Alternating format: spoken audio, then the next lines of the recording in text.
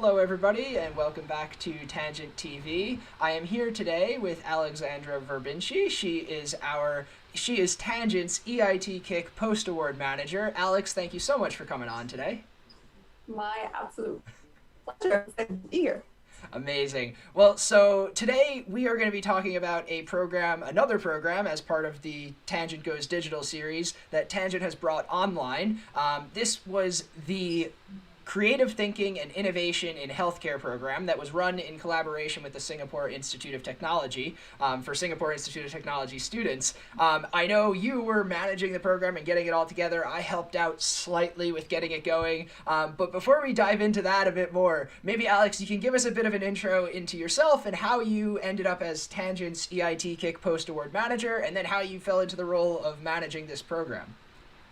Yeah, absolutely. So my background is quite varied. I worked in both the public and private sectors, as well as the nonprofit sector in a bunch of countries. Before I got to Ireland, I worked in Uruguay, Mexico, Haiti, India, Senegal, and of course my native Toronto before I ended up at in Dublin. And I moved here last summer, so it's almost been a year for me already.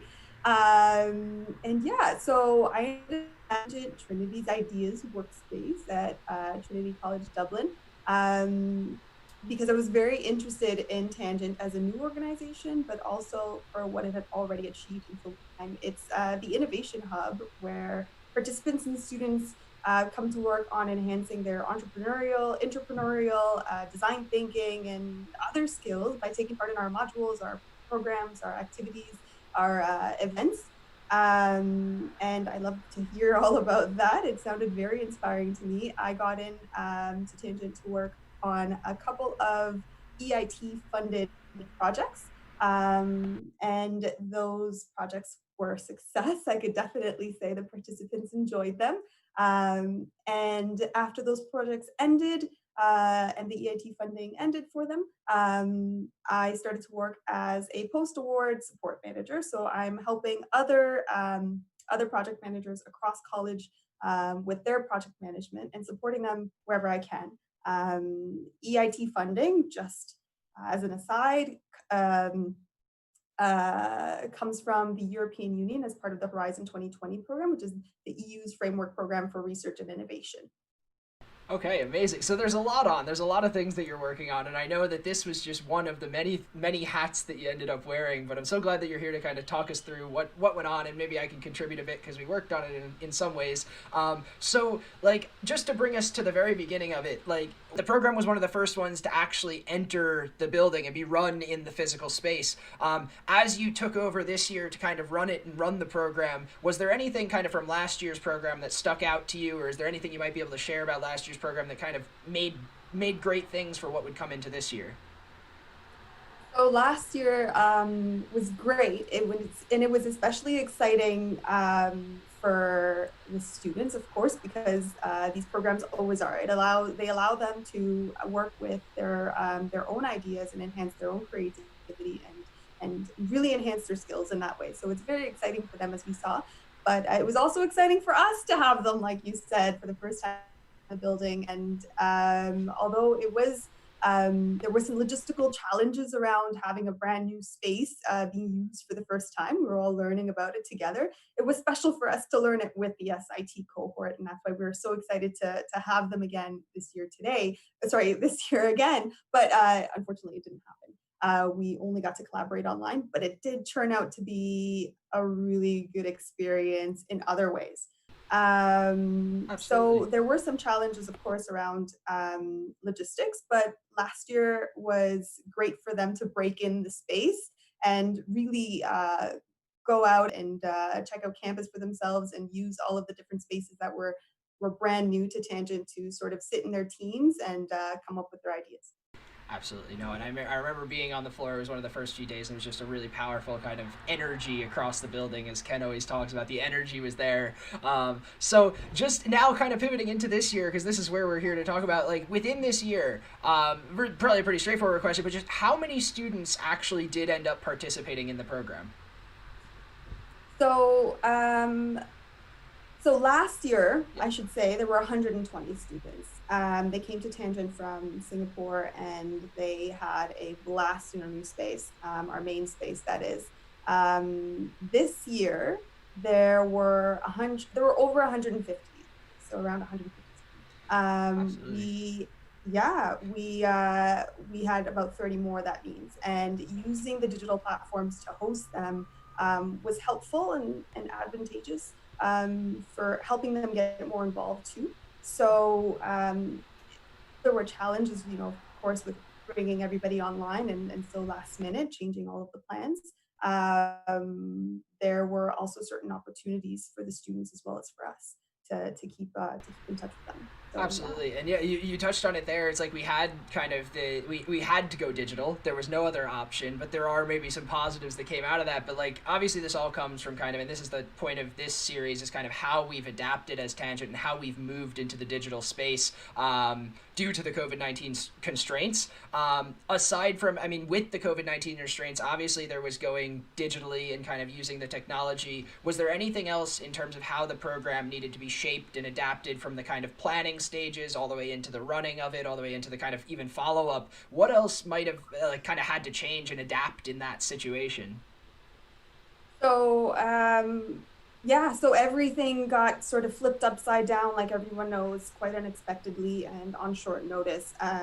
First, there was decision making that had to happen quite quickly. Are we still going through with it? Are the students canceling all of their flights? Which unfortunately had to be done. How is that all going to be stuck on an online platform that everybody could use comfortably and almost instantly? It really gave Tangent an opportunity to implement the innovative thinking that we teach and promote. So that was great.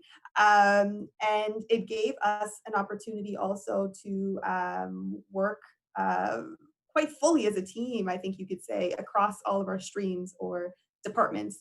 And of course, our facilitators were great and they were very flexible and adapted to the online platforms quite well. They were also largely familiar with them, but some weren't. And I think that one of the biggest challenges is probably, or constraints, was probably figuring out the schedules because, of course, SIT and Trinity had a few hours of difference in between, 7 or 8, depending, of course, on the time of year. So trying to figure out exactly when the best time would be for everyone and thinking about the students first and foremost was probably, it was challenging in this way just to come up with the schedules and to redesign them. Um, Absolutely, yeah. yeah. I know that like that's kind of a big challenge, especially because there's one thing to run something online and like yourself and myself are in the same time zone, but I know that even now when people can't travel and there are travel restrictions, Tangent isn't alone in trying to adapt to the world's time, and everybody's a bit spread out in that way. But I am happy to hear, obviously, that the program did go off and it ran pretty well. And obviously, even despite the time difference, the students were able to engage and be a part of a good program. My question is, so here's something I know from being a bit of the part of the program from the entrepreneurship stream. I pitched in a bit to help with some of the technical things, in the sense of we ran a lot of it through Blackboard, and Blackboard is something that we would use in Tangent a lot because it's kind of Trinity's platform for e-learning. But I understand that in it, and you had more kind of oversight of this, the Singapore Institute of Technology uses a platform called Excite. So, can you tell me a bit how it was in organizing to blend the two sorts of digital platforms? Because we often talk about kind of blending different universities and the way that things operate, but in this sense, we had to blend two digital platforms. So, what was kind of the balance between the use of Blackboard and the use of the Excite platform, and how did you find that? So that was another kind of constraint that we had. You're right. We had to decide which platform to use to come online. And quite last minute, we had to take into account that there would be some learning from one side or the other. And we decided to go for the middle sort of lane. We used both Blackboard at Trinity College and we used their Excite learning platform at SIT. So the Excite platform had some great not only were students already online and they were already actively using it to communicate with their other professors and through their modules, but they were quite comfortable. And since it was already set up, we got a chance to look at it and say, you know what, we can try to learn this for the students' sake, and then we could just use the video component from Blackboard for the Trinity side. So we devised a hybrid system to use both platforms, in that we communicated to them through Excite, um, which allowed for us to upload recorded sessions that we would deliver through Blackboard. We had discussioning so that the students could ask questions and interact with us as well as each other, and they could all see their. You're kind of learning and catching up, but look, it all went really smoothly, went really well. And I think that these kind of constraints that we often run into, and this is a very kind of tangent mindset, is the idea like when we run into these constraints of having to go digital, it can often be an opportunity to come up with new ways of thinking. Because I mean, education has been done for years and years and years, but now when you're forced into this situation of adapting, there's some room for creativity. Would there be kind of any standout examples for you from the program where like kind of crisis became opportunity and you were able to get a bit creative with things? Yes, absolutely. So getting the students onto our online platforms was easy, but getting them to interact with us wasn't always as easy, because you don't get to see their faces, you don't get to hear them. It's not 100% what it is as an experience to have somebody online versus having them face to face. So we did implement certain things thanks to our very flexible facilitators as well. We used a function on Blackboard with the whiteboards, so that the students could respond and draw on the whiteboard while while the facilitator was giving the session. And they were encouraged to do so. So there would be, tell me where you fit on this line. And they would draw a little line to say, I fit here on this scale. And then they could compare the results on scales. They could write words on word clouds. They could draw in some instances. So I think they had a lot of fun with that. Some of them got really, really creative. It's what the course is all about, of course. And then there were also the emojis that we used, Joe, and I think that you can speak a little bit to that. That was a great idea that you came up with. Big fan of the emojis moderator myself. Yes, no, I'm big fan of the emojis. But yeah, no, that's always fun when you can get people to put the applause virtually in the chat. I think that made it fun. But I also understand like some of the facilitators themselves actually used outside resources that would have been ones that weren't necessarily directly on the Blackboard or Excite. There were like maybe one or two third-party ones. What were those, and how did they kind of work for students? Yeah, absolutely. Our facilitators were great. We had Jess Hayden and Brendan Allen. We had Alan Kyo and David Pollard. They were wonderful, and they adapted very, very quickly to the circumstances. And I could tell that the students had a lot of fun just kind of being in on the different sessions and interacting with them. And like you said, one of the reasons is because they did use all of these features to kind of get everybody engaged.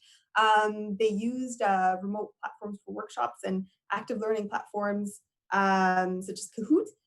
So just to keep everybody engaged and to do little tests and quizzes and like I said, the whiteboards. It was really good. They were also, I should say, wonderful in giving students feedback and answering student queries. And yeah, they were quite involved in the content structuring as well. So it was great to have them all. That's awesome. No, it's almost always the facilitators that kind of make the workshop, and the people who are coming on and sharing their knowledge is what makes something great. And giving feedback to the students as they go is often that big part, because we talk about kind of the iterative loop of innovation in entrepreneurship.